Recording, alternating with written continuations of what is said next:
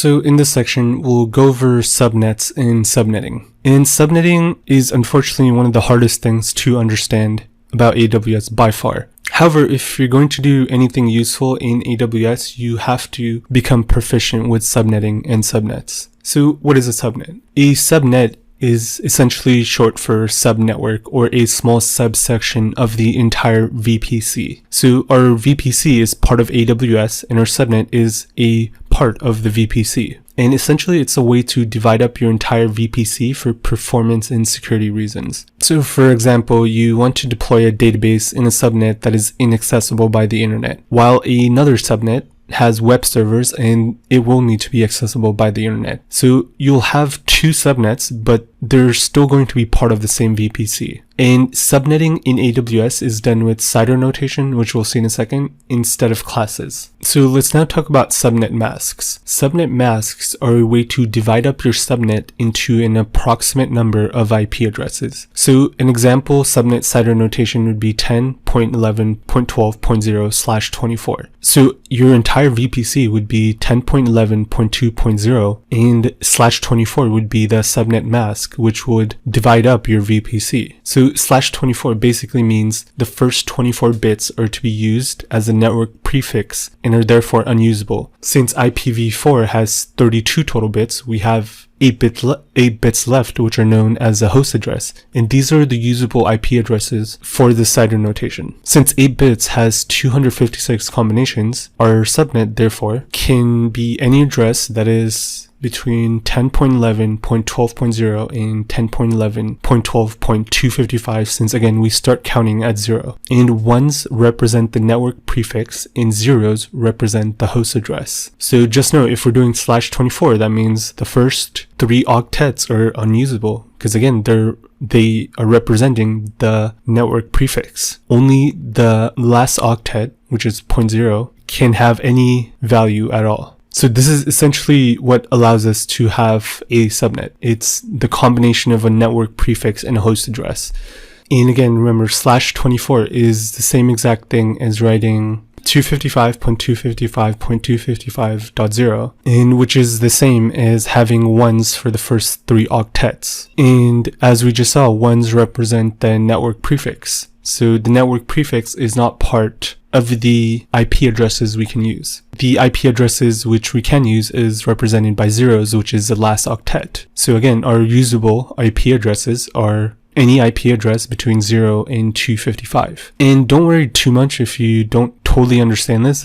This will become much clearer when we set up our VPC in AWS. This is just a basic primer. So in the last slide, we saw our subnet and it was divided evenly into octets. So we had 3 sets of 1s and 1 set of 0s. But a subnet doesn't have to evenly divide into octets either. For example, you can have a subnet mask of /19. So what this will look like is 19 1s followed by the remaining 0s. And as you can see in the third octet, it does not divide evenly. We have 3 1s and 5 0s. And let's go to a subnet calculator and see how this works. So a subnet calculator basically lets you see how many IP addresses a subnet can have. So if we do 10.11.12.0/19 and we hit calculate, we see at the very bottom host/net equals 8,190 private IP addresses we have available to us. And as you can see, the host min is 10.11.0.1. And again, it doesn't count from 0. And you'll also see host max. It only goes up to 254 because the broadcast and the network address. And again, we don't have to go in too much detail about the network and broadcast addresses because they're special IP addresses you need to handle some utility functions, but just know that we have 10.11.0.0 available to us. It's just used for a special purpose. And that's same with 10.11.31.255, which would be our last IP address, but it's being used as a broadcast. So what I want to point out is our host max, which is our maximum IP address, it's 10.11.31. So just ignore 254, but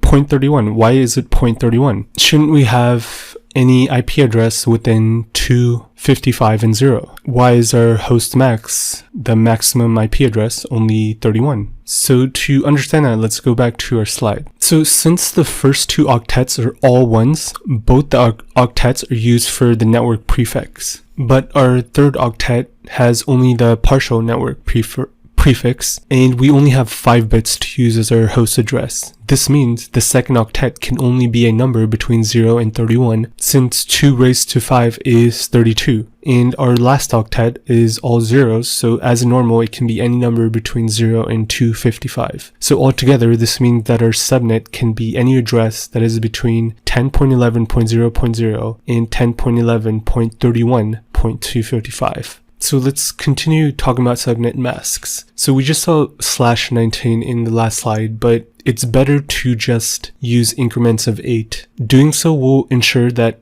all the octets are either a host address or network prefix. So this means /8 will have the entire last 3 octets available as IP addresses. /16 will have the entire last 2 octets, and /24 will have the entire last octet. So this is why it's better to just have subnet mask in increments of 8. And of course, we'll see this when we set it up. And finally, here's a real world example of a VPC with a private and public subnet set. So the entire VPC is 10.11.0.0/16. Since it's /16, the entire 2 last octets are available as IP addresses. So 10.11 is the network prefix. We can't change this. This has to be the same. 0.0.0 are the last 2 octets. And since we're using /16, both of those last 2 octets can be used for the private IP addresses. And our first public subnet can then be 10.11.1.0/24. So /24 means our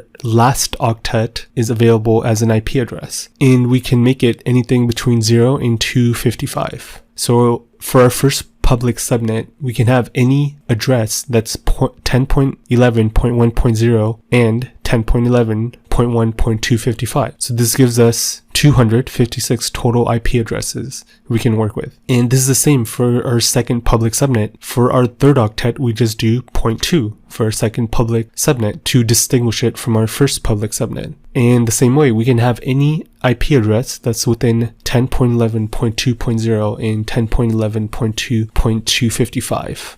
And our private subnet 1 can be 0.3 for the third octet. And again, this is the same for the private subnet 2 as well. All we do is we increment the third octet to help us distinguish our different subnets. And we do this because it's /24. So this gives us the last octet to have for the private IP address range. So this is essentially how it works. Don't worry too much if you don't completely understand it. I've purposely kept this explanation concise to just give you just enough so you can successfully work with AWS. Because this is not a networking course. Having a complete knowledge of subnetting and private IP addresses is overkill and not necessary. So it's okay if you don't totally understand it. It will make sense once we actually set it up in AWS. And again, you don't have to completely master subnetting because this is not a networking course, and networking is not what this tutorial is focused on. And you don't need to master networking to work with AWS. So this is enough. So let's continue on to the next section.